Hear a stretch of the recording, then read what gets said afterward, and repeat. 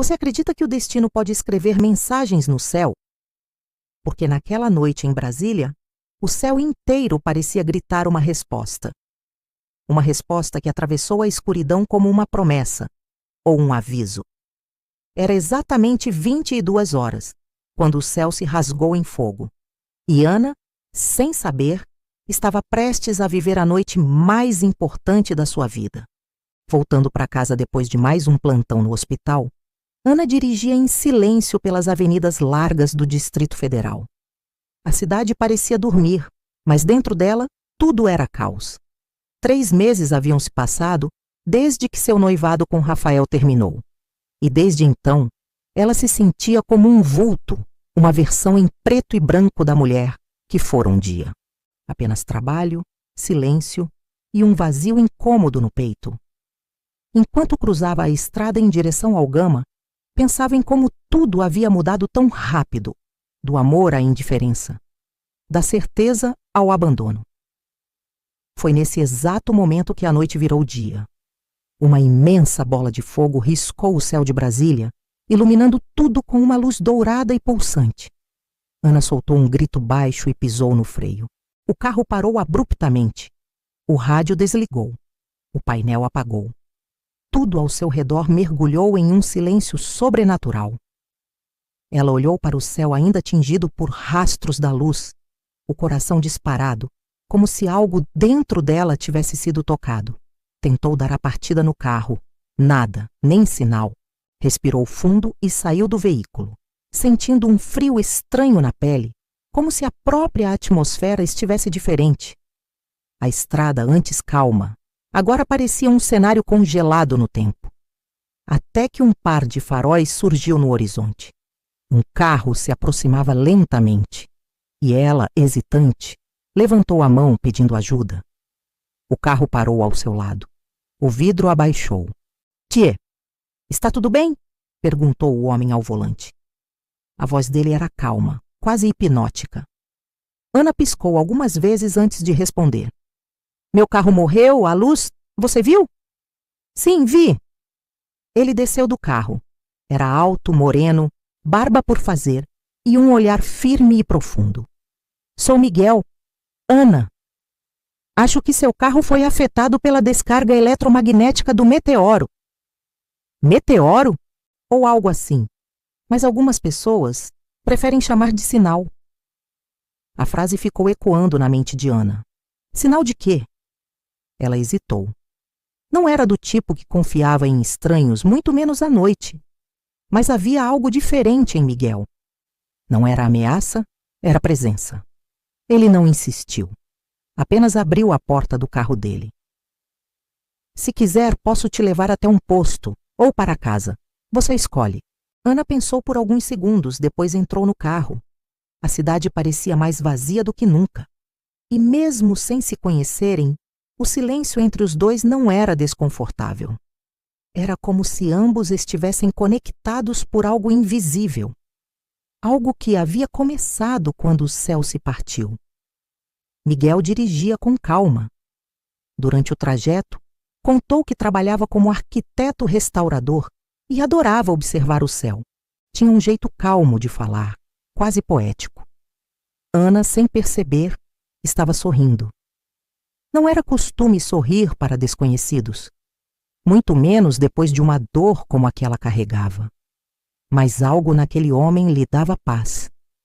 Ou talvez fosse apenas a quebra de rotina, a possibilidade de algo novo no meio do caos.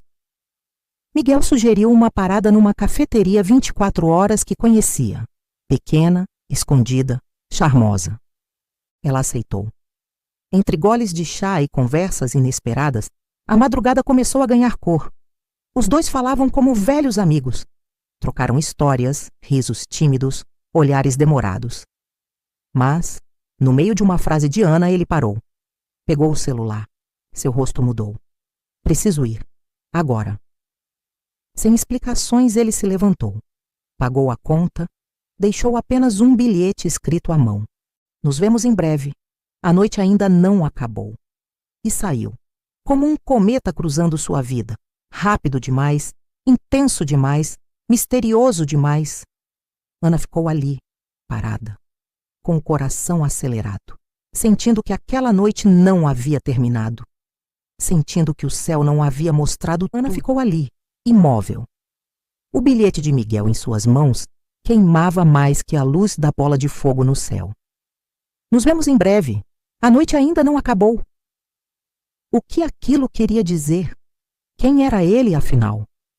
A cafeteria agora parecia enorme, silenciosa, como se o tempo tivesse parado. Ela relia o bilhete como quem busca uma resposta nas entrelinhas. Mas tudo o que encontrava era o vazio. Voltando ao carro, que milagrosamente ligou com um simples toque, Ana começou a pensar se tudo não tinha sido coisa da sua cabeça. A bola de fogo, o carro apagado, o estranho de olhos intensos. Seria possível o destino escrever tão rápido e apagar logo em seguida? Chegou em casa perto da meia-noite. Deitou na cama, mas não conseguiu dormir. Revivia cada detalhe.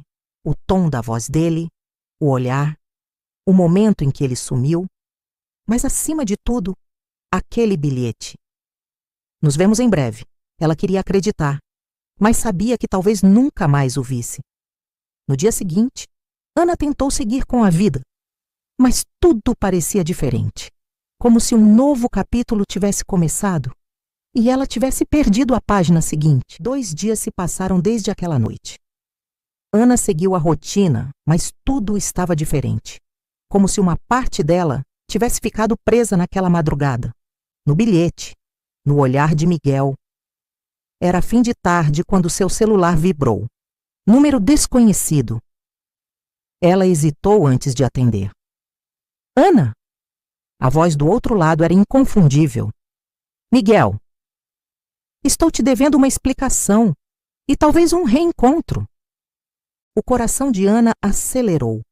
Ele marcou o local, um antigo mirante com vista para o Lago Paranoá. Chegou antes do combinado. O céu começava a escurecer quando ele apareceu, vindo a pé, como alguém que volta de longe. Ela queria perguntar 1000 coisas, mas se calou. Ele também não disse nada por alguns segundos. Apenas se sentaram lado a lado, olhando o horizonte. Aquela noite foi real? Ela perguntou. Real demais. Por que você sumiu? Ele respirou fundo. Porque tem coisas na minha vida que não são tão fáceis de explicar. Ela o encarou. Então me explica. Eu estou aqui. Miguel desviou o olhar. Se eu te disser quem eu sou, você pode não acreditar. Miguel olhava para o céu como se buscasse permissão para continuar. Ana, firme ao seu lado, esperava. Eu sou o que chamam de observador. Não sou daqui, pelo menos não como você imagina. Ela riu de nervoso.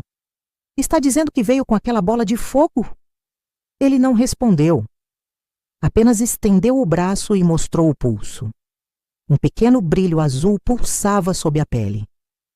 Não posso te contar tudo, mas posso dizer que naquela noite eu não caí por acaso. Ana ficou em silêncio. As peças começaram a se encaixar. O olhar profundo, o desaparecimento repentino, o jeito como ele sabia de coisas que ela não disse. Você é real? Ele sorriu. Mais do que nunca. Miguel segurou sua mão. Só vim por um motivo. Alguém precisava lembrar que o amor ainda pode atravessar mundos. Ela sentiu as lágrimas surgirem. E agora? Agora eu tenho que ir. Do alto do mirante, uma luz brilhou no céu. Não era avião, nem estrela. Era como se o universo abrisse uma porta só para ele. Ele a beijou com delicadeza. Mesmo que eu vá, você nunca mais será a mesma, e eu também não. A luz o envolveu, e assim como veio, Miguel desapareceu. Ana ficou ali, o vento tocando o rosto, o coração em silêncio.